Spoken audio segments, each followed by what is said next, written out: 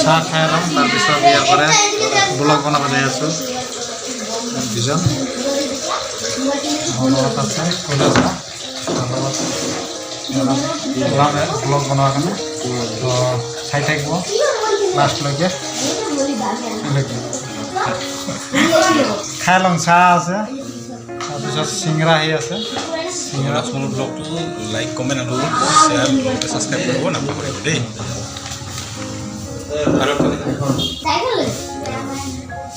চিংৰাটা আহি পাল, চিংৰাটা খাই তাৰপিছত ভিডিঅ'টো আৰম্ভ কৰোঁ, চাই থাকিব। স্বাগতম জনাইছোঁ মোৰ ইউটিউব চেনেলত। মোৰ চেনেলৰ নাম হ'ল লক্ষণ ব্লগ। আৰু আজি লৈ আহিছোঁ আমি নতুন পদ্ধতিতে এটা ব্লগ। তো আহক ব্লগ ভিডিঅ'টো আৰম্ভ কৰোঁ। তো আমি আহি আছোঁ আজি, তো এনেকুৱা এটা জেগা আপোনালোকে ভিডিঅ'ত গম পাব।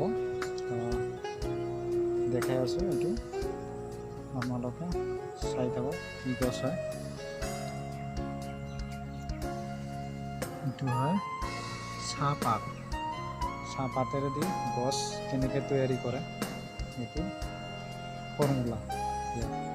তো চাহ গছৰ কাৰণে কেনেকৈ কি কৰে, মেডিচিন দি তাতে গাছ পাতেৰে দিয়ে গাছ উভতি আহে।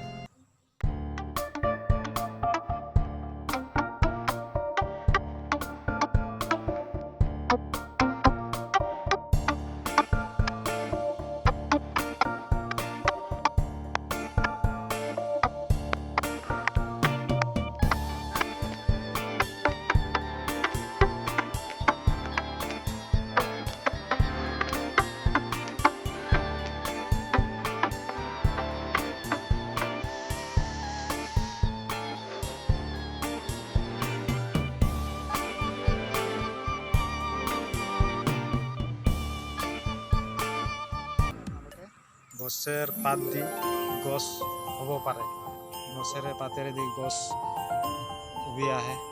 তো এনেকুৱাই ফ্ৰেণ্ডছ, এনেকুৱাই গছ দিয়া গছ বনাই ইয়াত কলম কৰি দেখিবলৈ পাইছে।